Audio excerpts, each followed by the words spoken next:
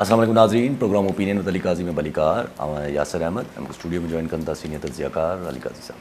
Welcome Ali साहब। Thank you यासर।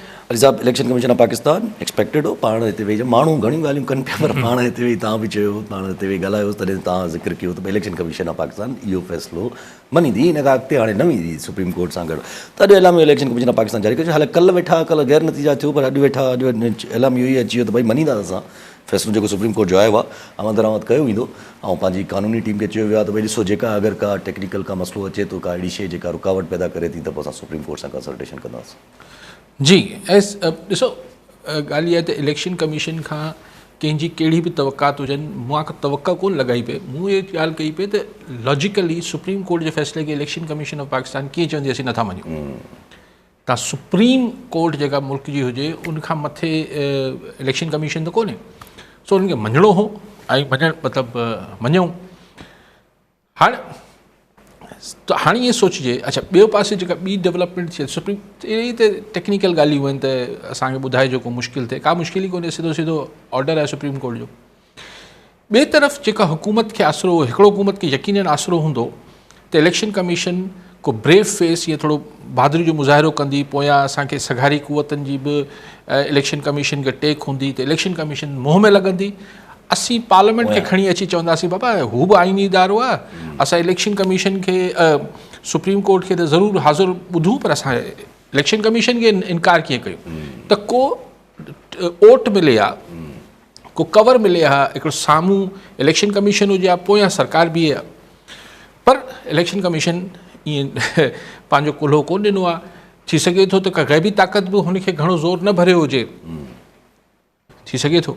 ऐं ज़ाहिर इलेक्शन कमीशन जा छा हूंदी आहे, 5 मेंबर आहिनि, हिननि खे बि त लॻी हूंदी त बाबा हीअ कंटेम्प्ट ऑफ कोर्ट आहे, सुप्रीम कोर्ट जी कंटेम्प्ट आहे, ऐं बंदियाल साहब कोन्हे।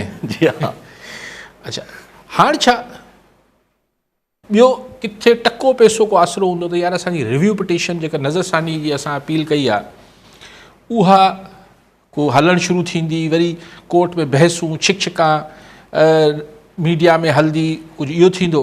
उहो बि कल्ह जेको आहे उहो जेके 3 रुकनी कमेटी आहे जंहिंमें काज़ी फ़ाइज़ ईसा साहब हुआ chief justice, justice Munib Akhtar ऐं जस्टिस मंसूर अली शाह साहब, उन 3 मां हुन कमेटी इहो फ़ैसिलो कयो त बाबा हाणे त मोकलूं आहिनि, जून जुलाई जी जेके वेकेशन समर वेकेशन्स हूंदियूं आहिनि, इन खां पोइ ॾिसंदासीं कंप्लीट ऑर्डर अचे ऐं अञा मुकमल ऑर्डर थींदो त पोइ हुन ते नज़रसानी जी अपील दाख़िल ॿुधंदासीं या न ॿुधंदासीं, मतिलबु ॿुधंदासीं, पर फ़िलहाल त महीनो 2 छुटा। हाणे 2 महीनो 2 छुटा त मतिलबु इहो थी वियो त हीउ जेको सुप्रीम कोर्ट जो ऑर्डर 15 ॾींहंनि में जंहिं ते अमल दरामद थियणो आहे, जंहिंमां हफ़्तो गुज़री वियो आहे, बाक़ी हफ़्तो आहे, हिन ते अमल त थी वेंदो, PTI जा मेंबर रिज़र्व सीटनि ते अची वेंदा। हा पोइ नज़रसानी बि जॾहिं हली सवली, ठीकु आहे, अक्टूबर में काई साहब रिटायर थी वेंदा त चीफ जस्टिस पोइ जस्टिस मंसूर अली शाह साहब थी वेंदा, त उहो बि सरकार खे नज़र न आयो त किथां थिए। अच्छा को अहिड़ी शइ बि न थी, न त अमूमन अहिड़े मौक़नि ते वावडा टाइप माण्हू निकिरंदा आहिनि, मुस्तफ़ा कमाल वावडा, कुझु ही गवर्नर्स आहिनि, थोरो को ॻाल्हाईंदा आहिनि त असांखे लॻंदो आहे त भई पोयां जेके ग़ैबी ताक़त आहे उन पंहिंजी ज़ोर हर हंधा लॻाइणु शुरू कयो आहे। हुते बि माठार आहे, माना हुन पासे का बि को मदद सरकार खे न पई अचे ज़ाहिरी तरह।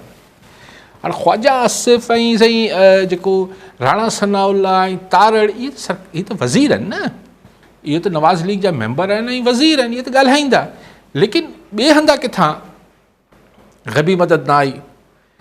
ग़ैबी मदद न आई त हाणे सरकार वटि छा बचियो? अच्छा ख़ुदि क्यू लीक चयो न थोरो एहतियात सां कमु वठो बाबा, सुप्रीम कोर्ट सां मुहारो न अटकायो, पार्टी ते बैन न विझो, हिन टाइप जी गुफ़्तगू, लेकिन पाण रिज़र्व सीटनि ते फ़िलहालु हाणे सरकार वटि पोइ छा बचे थो? ऐं सरकार सम्झे थी त हीअ रिज़र्व सीटूं जॾहिं हलियूं वेंदियूं PTI वटि त सरकार लाइ उल्टी गिनती जेका आहे शुरू थी वई आहे। त पोइ सरकार हाणे जेको पाण छा कंदी, उहो मरियम नवाज़ साहिबा जी सूरत में पाण ॾिठो त जेको अॼु ॻाल्हायो अथसि जुडिशरी लाइ, यानी हाणे बयानियो जुडिशरी लाइ ठाहिणो आहे, जेके ज़माने में बंदियाल लाइ बि ठाहियो वियो चीफ जस्टिस लाइ, हाणे हिकिड़ो ही गुफ़्तगू हाणे ही जेको ॻाल्हाए वई आहे मोहतरमा ज़मीर है हो अलाए छा छा ऐं कंटेम्प्ट ऑफ कोर्ट आहे जेका अगरि ॿोली जेका कंप्लीटली लेकिन बहरहाल उहो त हाणे ॾिसूं त हाणे छा नवाज़ लीग वटि इहो ई वञी बचियो आहे त हाणे हू जुडिशरी जे ख़िलाफ़ कहिड़ी ॻाल्हि ते कंपेन पिया कयूं अगेन हिन बयानीअ में को वज़न न आहे त पोइ छा मक़सदु थी वियो जी हा अगरि इन सां ज़ाहिरी तरह इन मां बि कुझु हासिलु न थींदो सरकार खे हासिल त पोइ छा मक़सदु आहे मक़सदु आहे त टकराउ खे उते खणी वञिजे जिथे हू आहे न हम तो डूबे हैं सनम ऐं बार बार चवां पियो त तुम्हें भी ले डूबेंगे मतिलबु पोइ ठीकु आहे पोइ हाणे जिथे ॻाल्हि वञी पहुती पोइ सिस्टम वञे थो अलिफ थो थिए बे थो थिए जेको वणे थिए थो जेको वणे थिए थो जेको कल ख्वाजा आसिफ़ बि इशारतनि चयो डिफेंस मिनिस्टर इमरजेंसी पंहिंजी गवर्नमेंट जे ख़िलाफ़ छा ॻाल्हियूं था कनि त डिफेंस मिनिस्टर वज़ीर दिफ़ा उहो इहो चए पियो त पोइ यार मामिलो त ग़ैर आइनी सूरत हाल ॾे हलियो वेंदो जी हा ठीकु आहे त अगरि हलियो ॾिसो न नवाज़ शरीफ़ साहिब बि जेको सलाह मशवरा कंदा हूंदा शहबाज शरीफ़ नवाज़ शरीफ़ मरियम नवाज़ हिननि जा जेके वेझा आहिनि हू चवंदा हूंदा त भई हिन महिल अगरि मामले जो आइनी ऐं सियासी हल कढियोसीं आइनी हल कढियोसीं त हू सियासी तरह त नकारी मतिलबु फ़ाइदे में न वेंदो नवाज़ लीग जे तंहिंजे करे अचो त अहिड़ो टकर में अचूं लेकिन टकर में कंहिंखे साम्हूं अची ॾिसो ख़ुदि जेसि ताईं इस्टाब्लिशमेंट ऑल आउट हिननि खे हिन टकराउ में सपोर्ट न कंदी कोई कमु या पंहिंजे अचण जी हुननि जो को शौक़ु न हूंदो त पोइ को फ़ाइदो न थींदो त हिन टकराउ ही बयाननि सां कुझु ई कोन थींदो कुझु न थींदो तो हिन अदालत में घर न हलिया वञनि यस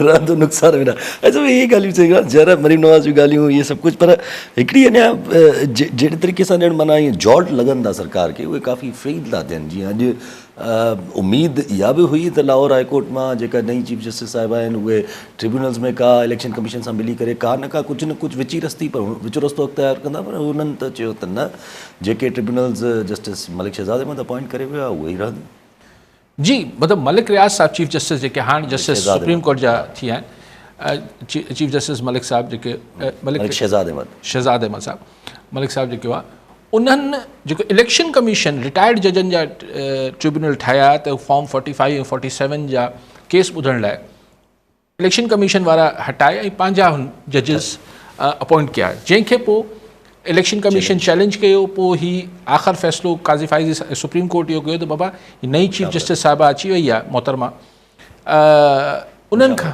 मुशावरत करे वठो उन्हनि अॼु इलेक्शन कमीशन वारा नामज़द जज उॾाए छॾिया हाणे छा ॾिसो ज़ाहिर इलेक्शन कमीशन खे ऐं इलेक्शन कमीशन खे पोयां हलाईंदड़नि खे इहा ॻणती हूंदी न त पंजाब में अगरि को गैर जानिबदार जज साहिबान ट्रिब्यूनल में वेठा त फॉर्म 45 वारा खटे वेंदा ऐं 47 वारनि खे उॾाए छॾींदी सुप्रीम कोर्ट ओ ट्रिब्यूनल्स जेको इस्लामाबाद में बि थिए पियो हाणे 45 ऐं 47 फॉर्म 45 ऐं 47 जो जेको जहिड़ो आहे मामिलो आहे उनमें त नवाज़ शरीफ़ जी सीट बि अची वञे थी उनमें त मरियम नवाज़ साहिबा जी सीट अची वञे थी सो इहो वॾो झटको इहो बि आहे अॼु मरियम साहिबा खे इन ते बि कावड़ हूंदी यस यस त भई अगरि ट्रिब्यूनल्स ईअं ठक ठक ठक ठक करणु शुरू थियो ईंदड़ महीने 2 में 3 में 2 सीटूं 4 सीटूं 10 सीटूं ईअं उॾामण शुरू थियूं ऐं मरियम बीबी जी सीट बि हली वञे थी नवाज़ शरीफ़ साहिब जी सीट हली वञे थी त ही नो कॉन्फिडेंस त हिननि खे क़ौमी असेंबली में आणण जी ज़रूरत ई कोन्हे कुझु बि न करणी ज़रूरत जी हा किसो ई किटली थी वेंदो स्लैंग लैंग्वेज जो चइबो आहे न किसो किटली थी वियो किटली उॾामी वेंदो सिस्टम त मरियम नवाज़ खे अॼु मूं जीअं जेको थोरो घणो ॿुधोसीं बाक़ी त सेंसर थियो ज़ाहिर आहे उहो तमामु हाश गुफ़्तगू कनि पियूं हाणे उन छोकिरी ते बि हू जेका छा नालो अथसि सनम हाणे जो PTI वारी ॿधियल हुई साल खनि खां माना उसको क्यों हीरो बनाया जा रहा है उसने ऐसा क्या कर दिया फलां अरे बाबा तू पंहिंजो स्टेचर ॾिस तव्हां पंहिंजो स्टेचर ॾिसो तव्हांजो हिकिड़ो लेवल आहे तव्हां नवाज़ शरीफ़ जी धीउ आहियो तव्हां चीफ मिनिस्टर आहियो ऐं तव्हांजो बहरहाल मरियम नवाज़ जो हिकिड़ो सियासी असीं बि सालनि जा साल जेल में रहियासीं असां विकलाट आई आहे इहो सौ सिधो विफलण आहे, जी हा, बुखलाट आहे, ऐं सिंधी में उनखे विफलण चवंदासीं। त एतिरी फ्रस्ट्रेशन आहे। सो जेका ॻाल्हि कंहिं ज़माने में खां पाण कंदा अचूं पिया त जेको जुडिशल फ्रंट आहे, हीअ तव्हां ॾिसो त हीअ सभु झटका जेके लॻनि पिया सरकार खे, बावजूदि इहा आहे त हुनखे ऑल आउट स्टैब्लिशमेंट जी सपोर्ट आहे हिन सेटअप खे, लेकिन मीडिया खे जड़ो कयल अथनि, सोशल मीडिया ते बि जेतिरो क्रैकडाउन थी सघे थो कनि पिया, पर जुडिशल फ्रंट खे न रिज़र्व सीटनि में बची सघिया, न जेको आहे उहो ट्रिब्यूनल्स में पंहिंजी मर्ज़ी हलाए सघिया। सो ही जुडिशल फ्रंट हिननि लाइ जेको चवनि पियो न मोहतरमा आज मरियम नवाज़ त अगरि कंहिंखे मुल्क खे छा मसइलो आहे, मुल्क खे एतिरो असां वॾी मुश्किल सां मुल्क खे इस्तेकाम ऐं तरक़ी वठाए रहिया आहियूं, त वरी कुझु माण्हुनि खे मसइलो थी पियो आहे। यस जी हा, यानी इल्ज़ाम हणे पई त ओला बैठ के त दैट मीन्स कि जुडिशल फ्रंट इतनी परेशानी है ना। हू तव्हां ख्वाजा आसिफ जी कल्हो की गुफ्तगू ॿुधो, अगेन डिफेंस मिनिस्टर, हू चए पियो त साईं ही अक्टूबर नवंबर में त सुप्रीम कोर्ट में केस वेंदो त सॼी इलेक्शन ई उॾाए छॾियो। उहो केस त अॻु में ई अदालत में शायदि आहे किथे लॻल आहे त फ्रॉड थियो, जेको इलेक्शन में धांधली थी, माना ॻणितियूं आहिनि ई जुडिशल फ्रंट खां। एक्सपेक्टेंट छा कजे? अगरि इन ते अचूं था पिया, हिकिड़ो नंढो न्यूज़ रखी वठूं एडॉक जजिस जे अपॉइंटमेंट जे हवाले सां, उहो बि ज़ाहिर जुडिशल फ्रंट आहे। एडॉक जजिस जे अपॉइंट इंट्रस्टिंग आहे। अॼु ॿिनि त करे छॾियो त भई असां न थींदासीं, त ॿिनि जो नालो त एक्सक्लूड थी वियो, जंहिंमां हिकिड़े त अॼु सुबुह जस्टिस मज़हर आलम, अॼु सुबुह खां हुनजी ख़बरूं हलनि पियूं त जस्टिस मज़हर आलम साहब बि जेको आहे उहो पाण खे विड्रॉ कराए छॾियो आहे। माना हू चवनि था नथो थियणु चाहियां मां एडॉक जज, पर पोइ बि हुननि जो नालो जुडिशल कमीशन ऑफ पाकिस्तान में आयो ऐं अप्रूव बि थियो। हालांकि जस्टिस मंसूर अली शाह जेके हाणे वारा चीफ जस्टिस आहिनि, हुनखां पोइ जस्टिस मुनीब अख्तर जेके हुनखां पोइ चीफ जस्टिस आहिनि, जस्टिस जया अफरीदी जेके बाद में चीफ जस्टिस, इहे टिनी चीफ माना जेके अॻिला माण्हू आहिनि, उन्हनि टिनी जेको आहे मुखालिफ़त कई, छो जो हुननि चयो त भई हू पाण मना करे चुको आहे, पर पोइ बि अपॉइंटमेंट करे छॾी।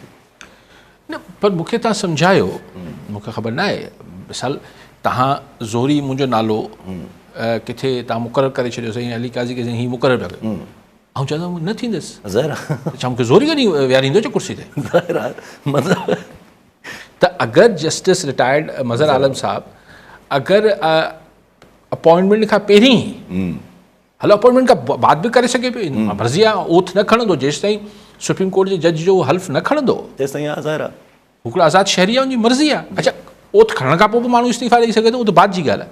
पर हिकिड़ो माण्हू चए पियो त आउं जज न थियणु चाहियां थो, पोइ बि अपॉइंटमेंट थी थी, पोइ तव्हां हुनखे अपॉइंट कयो पिया। त अगरि जस्टिस मज़हर आलम साहब जेको बि सबबु आहे, जंहिं बि सबब जे करे हू न पिया थियणु चाहिनि, अगरि हू सबबु बरक़रार रहियो त हू ओथी न खणंदा। त माना हीउ सॼो जेको फसानो गुज़िरियल हफ़्ते खां वॾे चर्चा ऐं वॾे हिकिड़े चोॿोल हो, एडॉक जजिस, पोइ 4 जजिस, पोइ न सही हिकिड़ो हलियो वियो, बाक़ी रह गए 3 न सही, वरी हिकिड़ो हलियो वियो, बाक़ी रह गए 2, पोइ वरी हिकिड़ो अॼु सुबुह जो हलियो वियो, बाक़ी रह गया 1। त हीअ सॼी एक्साइज़ जेको आहे, इहे हिकिड़ो जज मुक़ररु करण लाइ थी वई। लेकिन बहरहाल हिननि हिकिड़ो ईअं न आहे त हिकु गैर आइनी गैर क़ानूनी कमु हो, लेकिन हिननि हिकिड़ो प्रेसिडेंट ठाहियो, हाणे वरी 2 टे नाला ॿिया ॻोल्हे ईंदा। ऐं मूंखे हैरत आहे त तव्हां कंहिंखे सुप्रीम कोर्ट जो जज नॉमिनेट करणु वञो पिया, हुनखां त अॻु में न पुछंदा आहियो छा? मुंहिंजे ख़्याल पुछणु त खपे। हा जी हा, ज़ाहिर आहे। ऐं ॿियो घणा सवाल उभरंदा हिन मां, थी सघे थो अॻिते हली शायदि चैलेंज बि थियनि या छा थियनि। इंट्रस्टिंग आहे हाणे छा थिए थो छा नथो थिए। ऐं सभु अगरि मरीनो आशिफ साहिब जी इहे ॻाल्हियूं सम्झजनि त माना हू जेको चवनि थियूं त असां मतलब आहनी हाथ से निपटा जाएगा और ये किया जाएगा और 5 साल हुकूमत पूरा करेगी, त पोइ जॾहिं ख्वाजा आसिफ साहिब चवनि था त इमरजेंसी अची वेंदी, त पोइ इहो छा चकर आहे? हुकूमत बि हलंदी आहे, इमरजेंसी बि हूंदी। ॾिसो, अगरि बिल्कुलु ब्लेटेंट कमु करिणो आहे, कंहिं शइ जी परवाह न करणी आहे, त पोइ ज़ाहिर आहे तव्हां जॾहिं हिकिड़ी आइन खे फ़ारिग कंदा आहियो त को न को हुकूमत त तव्हांखे खपंदी आहे न, जेको हुकूमत हलाईंदी। ज़ाहिर आहे थींदो आहे न, त ठीकु आहे, वेठा रहंदा मरियम नवाज़ ऐं शहबाज शरीफ़ साहब, पोइ इलेक्टेड न सॾिबा, उहो ज़ोरी चवंदा त असीं इलेक्टेड आहियूं। जीअं मुशर्रफ साहब जॾहिं 3 नवंबर जी इमरजेंसी आई त प्राइम मिनिस्टर उन ज़माने में हू हुआ जेके फाइनेंस मिनिस्टर असांजा रहिया, शौकत अज़ीज़ साहब। त शौकत अज़ीज़ कंटिन्यूड, या शौकत अज़ीज़ हो या केयर टेकर हुआ, न बहरहाल आईनी जेका गवर्नमेंट हुई हुन महिल, हा शौकत अज़ीज़ जेका हुकूमतूं हुयूं पाकिस्तान में वो आइन टुटी चुको, पर मुशर्रफ साहब चयो तव्हां कंटिन्यू कयो, छाकाणि मूं तव्हांजे लाइ हयो ई कोन्हे, तव्हांखे हटाइण लाइ त कोन हयो आहे, असां त जुडिशरी खे सिधो पिया करण लाइ हणूं। एमरजेंसी प्लस जेका लॻी उहो त चौधरी इफ़्तिख़ार जे करे हई वई। माज़ी में जेके मार्शल लॻंदा हू हुकूमतूं ठाहिण लाइ थींदा, पर मुशर्रफ साहब त पाण सदर हो ऐं हुनजी मनपसंद हुकूमतूं हुयूं, त हुन चयो तव्हां कंटिन्यू कयो। त उहो मॉडल अगरि आहे त भई शहबाज शरीफ़ ऐं मरियम नवाज़ ऐं जेको बि जीअं सेटअप आहे पीपल्स पार्टी, अगरि सभिनी सां एस्टाब्लिशमेंट जो मामला ठीकु आहे त चवंदा ठीकु आहे, ॿिया बि त अची विहारींदासीं। ऐं नतीजा इहो थींदो, इहो मूंखे थींदे नज़र नथो अचे, पर प्रेसिडेंट मिसाल त मौजूदु आहे मुशर्रफ साहब जो।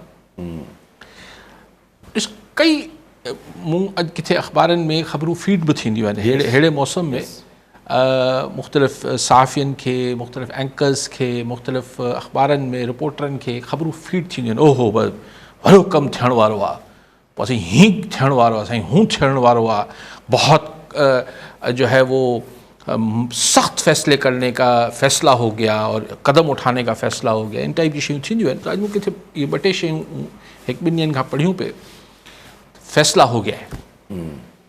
क्या हो गया? डंडा तो उनके पास है, बस ये गाली वलन यो भी चयो वने तो डंडा तो जाहिर सी बात है पर एस्टैब्लिश। हाँ ठीक है, लेकिन क्या फैसला हो गया है?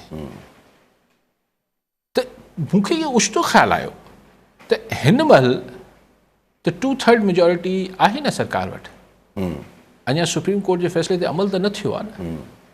पर इस्तीफ़ा तो वठी छॾिया अथऊं न उन्हनि MNS खां, कीअं वरिता आहिनि? डिनोटिफाई करे छॾिया न असेंबलीज़, सुप्रीम कोर्ट जेको पहिरियों शॉर्ट ऑर्डर हुयो, हा जंहिंजे त चयो वियो त नथियूं मिली सघनि सीटूं। सो हाणे पोइ तव्हां वटि आइनी त सर को पोइ रस्तो कोन्हे, बाक़ी जेको वणे करे वठो, पोइ देन पोइ तव्हांजी इमेजिनेशन ते छॾियूं था, तव्हांजे तसवुर ते छॾियूं था, पर उहो कोई एॾी वॾी का तख़लीक़ी कमु न हूंदो हुन इमेजिनेशन में।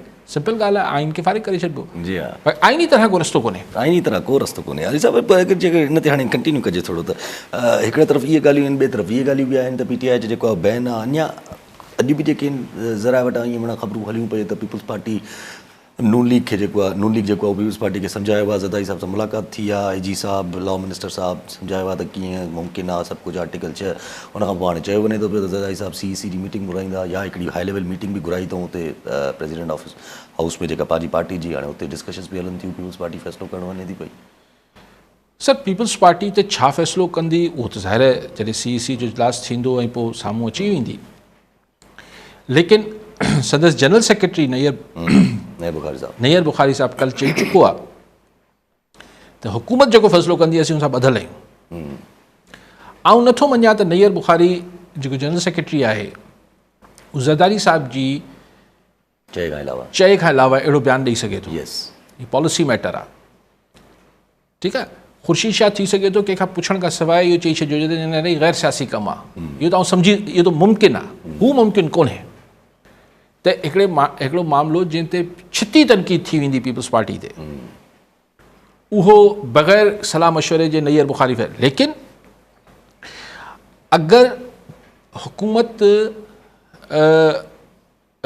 ज़रदारी साहब ऐं पता मर्ज़ी अथनि, आउं वरी इहो सम्झां थो त इस्टाब्लिशमेंट छा गो हेड ॾे पई त तव्हां बैन ॾे वञो, छाकाणि त हीउ हाणे डूबल केतिरो आहे, हीउ मुमकिन केतिरो आहे।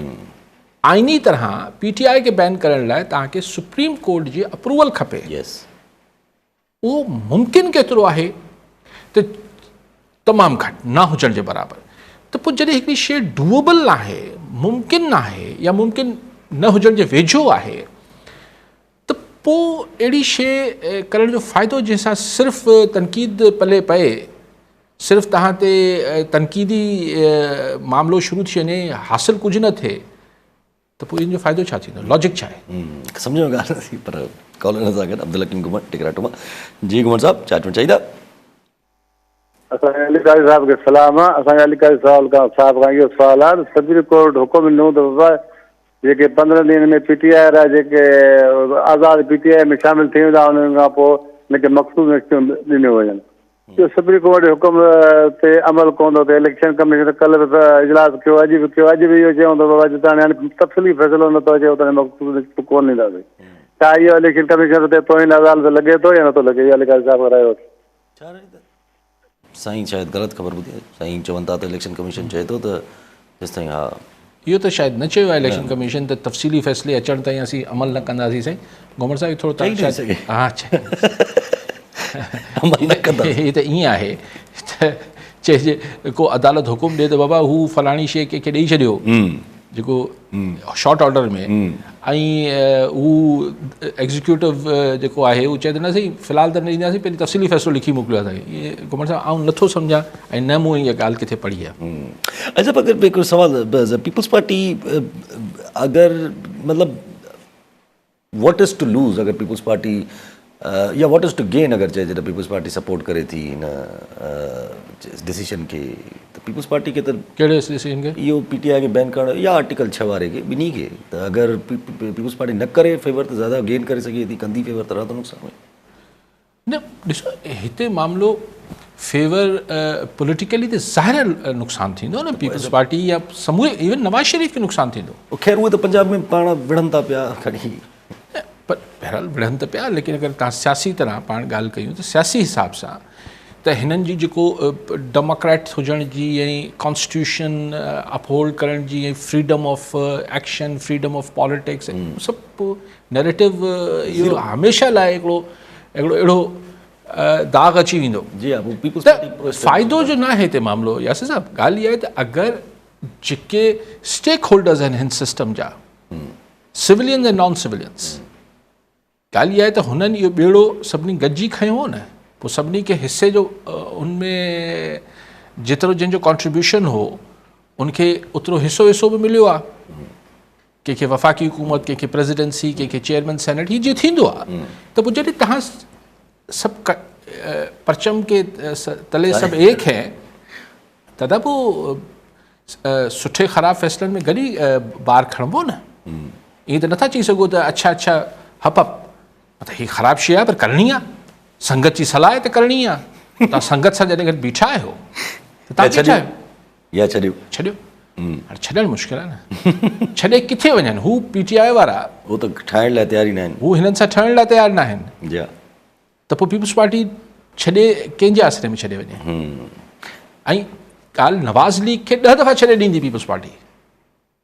मसइलो जिन्हनि जो आहे उन्हनि जो आहे। अच्छा, चई सघिजे थो हिन वक़्तु जेका मूवमेंट अची पहुती आहे उहा मतिलबु चइजे त छा चइजे त पीपल्स पार्टी ऐं MKM अगरि हिन डगर ते कंटिन्यू रहिया त पोइ कुझु वक़्त में काफ़ लीग वारी हालत न थी वञे।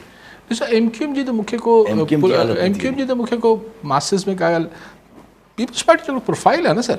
एग्जैक्टली MKM त इन करे MKM अहिड़ा खोड़ इवन लंडन वारो त अलाए छा फ़ैसिला कंदा। जी हा उहो त मुशर्रफ जे कच्छ मतिलबु सां गॾु हलंदा। हा, पोइ कॾहिं पीपल्स पार्टी खां पोइ सो MKM जो हिते भेटणु सही न थींदो।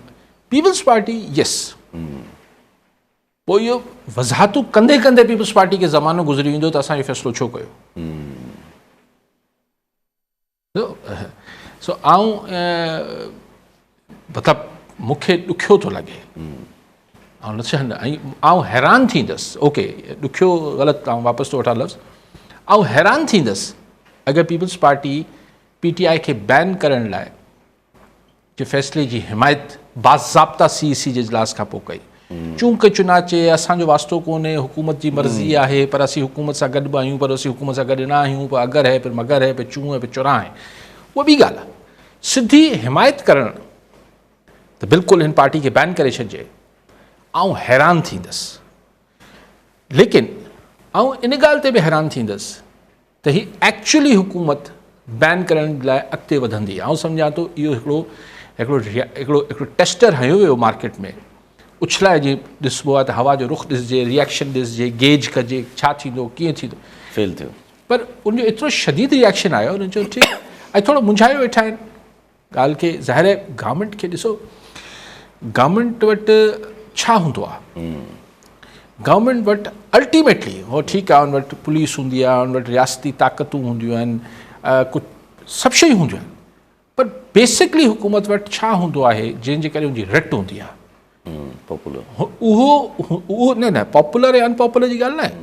हुकूमत छा सां हलंदी आहे? हुकूमत हलंदी आहे ख़ौफ़ जी बुनियाद ते। यार हुकूमत आहे, सरकार आहे, लॉ बेसिकली लॉ वॉ बि हाणे मार्शल लॉ में कहिड़ो लॉ? बेसिकली हूअं त अमरीतनि में बि हुकूमत जो पोइ जेके सुठी हुकूमतूं हूंदियूं आहिनि हुन ख़ौफ़ खे उहो हिकिड़े हद ताईं रखंदियूं आहिनि त बाबा कानून टोड़ींदो त असीं तव्हांजे ख़िलाफ़ु इस्तेमालु हुकूमत हरकत में ईंदी।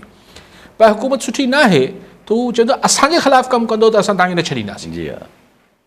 So basically the factor of fear उहो ई थिए थो न। अगरि हू टुटी वञे थो त हुकूमत बि टुटणु शुरू थिए थी। ज़ाहिर आहे। हू चवनि था त जेको ही वॾो कॉलमिस्ट हो, हाणे ख़ुदा ख़बर मूंखे किथे पढ़ियो हो, हाणे मूंखे पक न आहे, काफ़ज़ी जेके कॉलमिस्ट हुआ, आतिशे काफ़ज़ी, हुननि जी भुट्टो साहिब जे ज़माने में हिते शिप ब्रेकिंग जी कंपनी हुई, हू नेशनलाइज़ थी हुयूं ॾाढे जेको बि हो।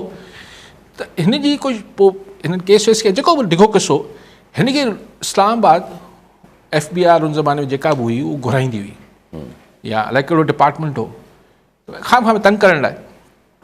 त ही आख़िरी जेका 3-4 हुते हाज़िर हुई, पोइ वरी चवंदा आप फिर आइएगा 10 दिन के बाद आइएगा। हाणे कराची मां इस्लामाबाद आख़िरी 4-5 दफ़े ई जॾहिं वेंदो त हुन कामोरे जी टेबल ते रखंदो त last 100 days of Roman Empire किताबु जेको आहे न, त लास्ट 100 days। त हिकिड़ो दफ़ो नोट कयो कामोरे, ॿियो दफ़ो कयो, चयो त काज़ी साहिबु चारेगी भुट्टो साहिब की हुकूमत। त काफ़ज़ी कुझु बि न चयसि, रुगो हू नॉवल रखे पियो, किताब रखे पियो।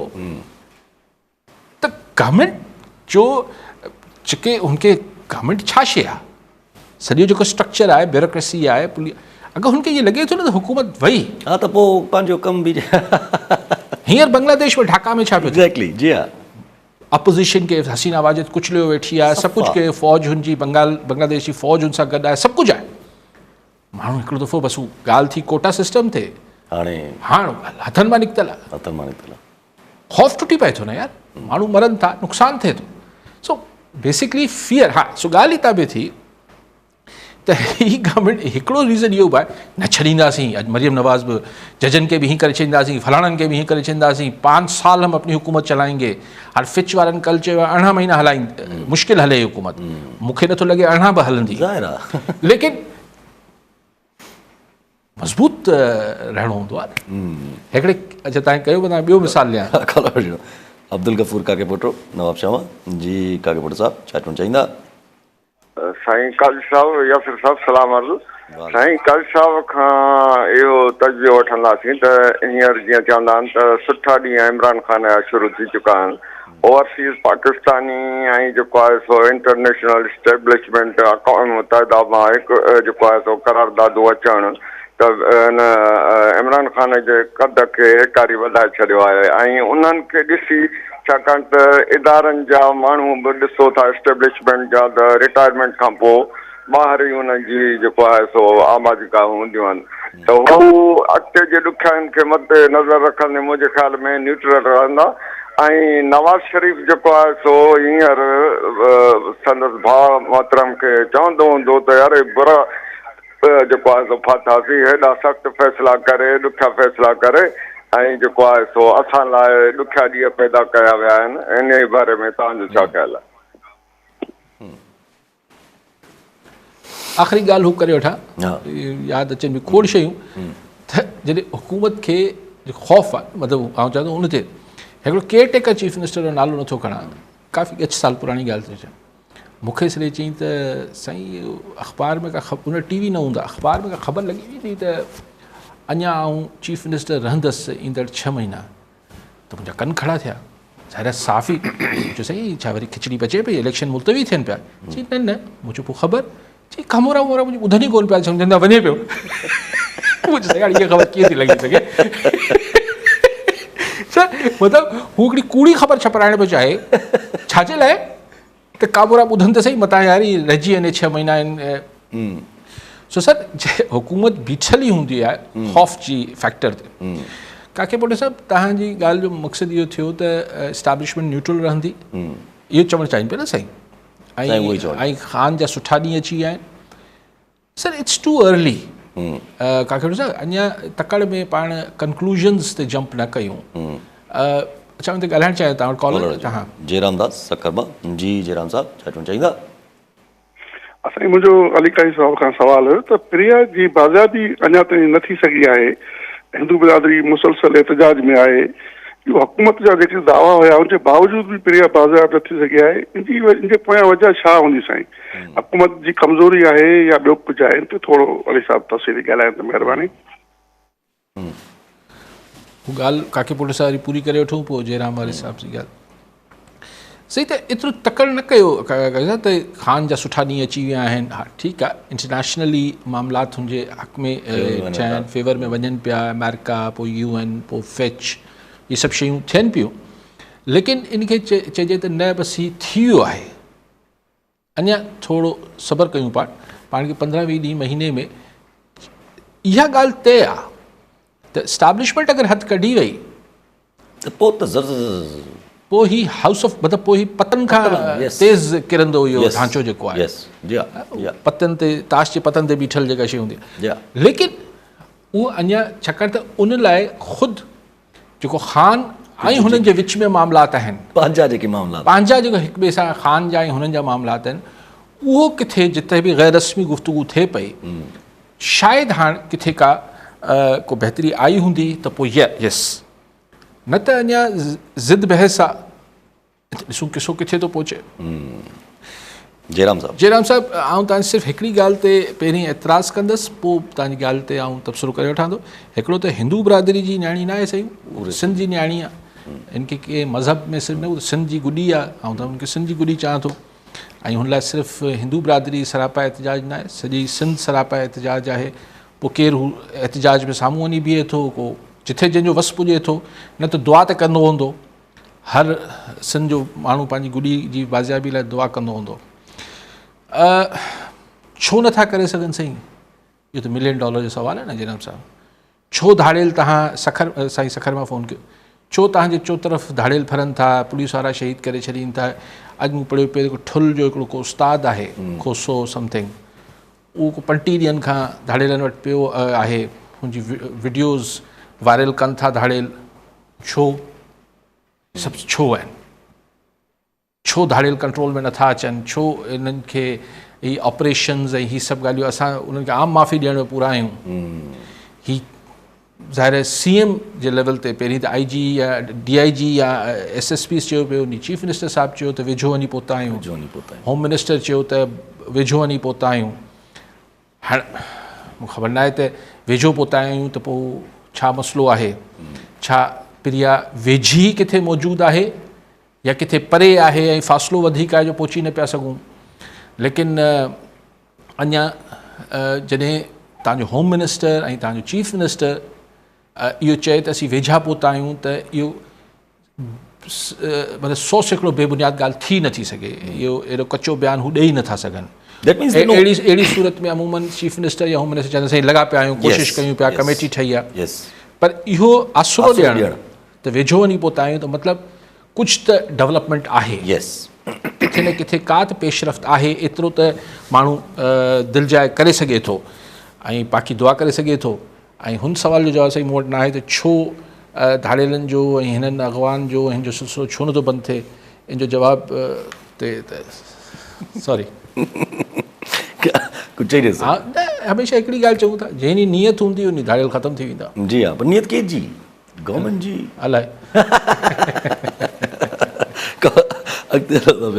फॉरेन ऑफिस अली साहब अमेरिका जी जेका इहे ख़दशात आहिनि टुवर्ड्स बैनिंग अ पार्टी, त उनखे फॉरेन ऑफिस चए थी त इहा इंटरफेरेंस जे बराबरि आहे। ऐं इन मां तव्हांखे ॾिसणु खपे त हाल ई जेके फ़ैसिला आया आहिनि, असांजी कोर्ट्स ॾाढो पंहिंजो कमु कनि थी पियूं, त इहा जेकी ॻाल्हियूं अमेरिका करे थो, इहे इंटरफेरेंस आहिनि, इहे तशवीश वग़ैरह इहे असां न मञूं।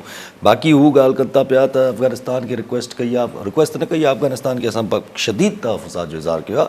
अफ़गानिस्तान खे चयो आहे त फौरी कार्रवाई जेका आहे उहा हाफ़िज़ गुल बहादुर ग्रुप लाइ कई वञे, जिन हाणे अटैक कयो पाकिस्तान।